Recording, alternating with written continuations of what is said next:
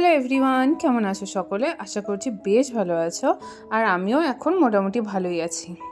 তো আজকে আবারও তোমাদের সাথে আরও একটা নতুন দিনের নতুন ব্লগ শুরু করছি।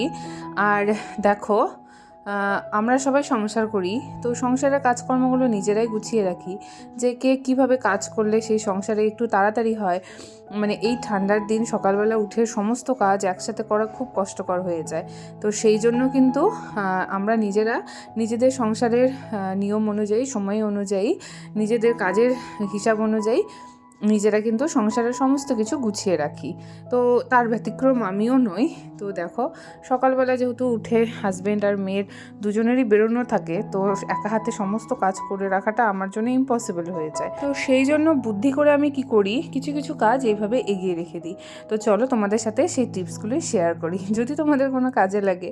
তো এই যে দেখো, সব আলাদা আলাদা করে ভরিয়ে নিলাম। যেমন পালং শাক ছিল, সেটাকে ধুয়ে ভালো করে ভরে নিলাম, যাতে পরে দিয়ে আমাকে ওই শুধু বের করে কেটে নিয়ে রান্না করলেই হলো। ধনিয়া পাতা, তারপরে হচ্ছে কিছু জলপাই সেদ্ধ করে রেখেছিলাম, সেগুলো যেমন আলাদা একটা কন্টেনারে ভরে রাখলাম। তো এইভাবে করলে কি হয়, কাজের সময় না তাড়াহুড়ো জিনিসটা হয় না। আর আরও কিছু আছে, সেগুলো তোমাদের সাথে ধীরে ধীরে শেয়ার করব। তো আজকে এতটুকুই করলাম সকালবেলা উঠে। আর এদিকে দেখো, মেয়ের স্কুল, হাজব্যান্ডের অফিস সব আছে, তো তার জন্য কিন্তু রান্নাটাও বসিয়ে দিয়েছি। আর ওই যে সকালবেলা রুটিটা দেখলে না, ওইটা সকালে মেয়েকে টিফিনে করে দিয়েছিলাম। তো নিজের জন্যও একটা রেখেছিলাম। তো আমি খেতে খেতে তো রুটিটা ঠান্ডা হয়ে যাবে, তো ভাবলাম যে রুটিটা একটু ঘিয়ে ভেজে নিই। তো সেই জন্য ঘিয়ে ভেজে রেখে দিলাম। আর আজ জানো তো, সকাল থেকে কারেন্ট ছিল না, তো আমার জলটাও খাওয়া হয়নি। তাই ভাবলাম গ্যাসেই করে নিই একটু গরম জল। তো গ্যাসে গরম জলটা করে নিয়ে খেয়ে নিয়েছি। কারেন্টের আশায় থাকলে হয়তো আর আজকে সকালের গরম জলটা আমার খাওয়া হয়ে উঠবে না। তো এদিকে দেখো, হাজব্যান্ডের যেহেতু অফিস আছে, তার জন্য রান্না বসিয়ে দিয়েছি। আজকে ফ্রিজে দেখছি একটা কাঁচা কলা ছিল, সেই কাঁচা কলা আর আলু দিয়ে কিন্তু আজকে একটুখানি কোপ্তা করব। তো তার জন্য কাঁচা কলা আর আলুটা সেদ্ধ করে নিয়েছি, আর ভালো করে হাত দিয়ে চটকে মেখে নিচ্ছি। আর এর মধ্যে দিয়েছি শুধুমাত্র বেসন আর হচ্ছে একটুখানি কর্নফ্লাওয়ার, আর হ্যাঁ, লঙ্কা গুঁড়ো আর হলুদ, আর হচ্ছে লবণ, এই সবই দিয়েছি বড়াটা ভাজার জন্য।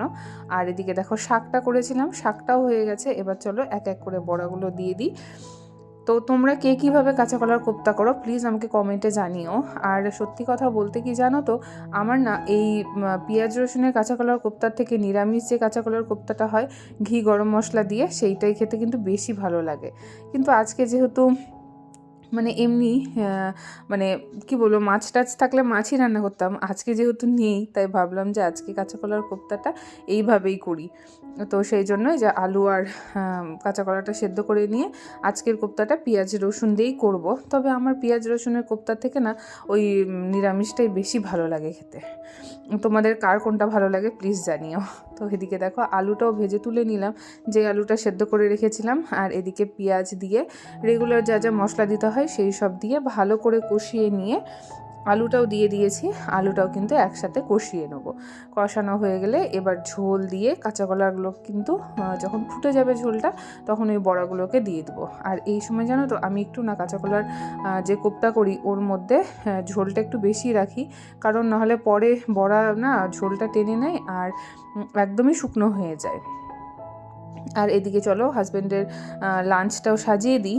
এদিকে দেখো, কালকে একটু জলপাইয়ের চাটনি করেছিলাম না, সেই জলপাইয়ের চাটনিরই একটু জলপাই বেঁচে গেছিলো, ভাবলাম এটাও আজকে দিয়ে দিই।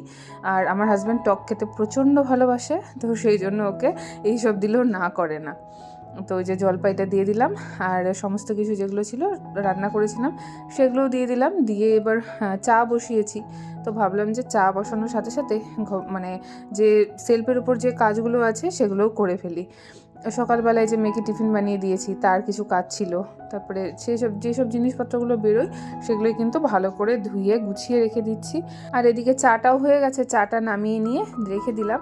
আর আমার জানো তো, একদম গরম গরম চা আমি একদমই খেতে পারি না, চাটা একটু ঠান্ডা হবে আর চায়ের উপরে একটা লেয়ার মতো পড়বে, তারপরে আমি চাটা খাই। তো ভাবলাম যে চাটা নামিয়ে রাখি, ততক্ষণে হাতের কাজটা সেরে নিই, তারপরে একবারে চাটা ছেঁকে নেবো। আর ওই যে বললাম সকালবেলা একটা রুটি করেছিলাম, সেই রুটি আর হাজব্যান্ডকে হচ্ছে আপেল কেটে দিয়েছিলাম, ভাবলাম এই কাটা ফলটা কোথায় রেখে দেবো, খেয়েই নিই।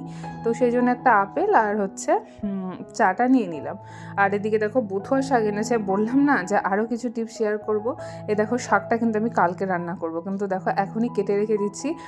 চাটা খেয়ে যে টাইমটা ফাঁকা টাইমটা থাকে সেই টাইমটায় বসে বসে এই বথুয়া শাক, মটরশুঁটি এইসব ছুলে কেটে রেখে দিই, যাতে আমার কাজটা একটু তাড়াতাড়ি হয়। এইভাবেই কিন্তু আমি সময়ের মধ্যে সমস্ত কাজ সেরে ফেলতে পারি। মানে মটরশুঁটিটা ছোলা থাকলে না দেখবে অনেক রান্নাতে দেওয়া যায়। আর ওই কাজের সময় একটা একটা করে ছুলবো তারপরে দেবো, এতে কিন্তু খুব সমস্যা হয়ে যায়। তো সেই জন্য কিন্তু মটরশুঁটিটাও ছুলে রাখছি। তো চলো, সমস্ত কাজ হয়ে গেছে, এবার স্নান করে নিয়ে পুজোটা করে নিয়েছি, তাহলে কিন্তু আমার আজকের মতো কাজ শেষ। তো তোমাদের ভিডিওটা কেমন লাগলো অবশ্যই জানিও, আর ভালো লাগলে প্লিজ লাইক করে দিও, আর কমেন্টে জানিও। আর দেখো আজকে কতগুলো ফুল পেয়েছি।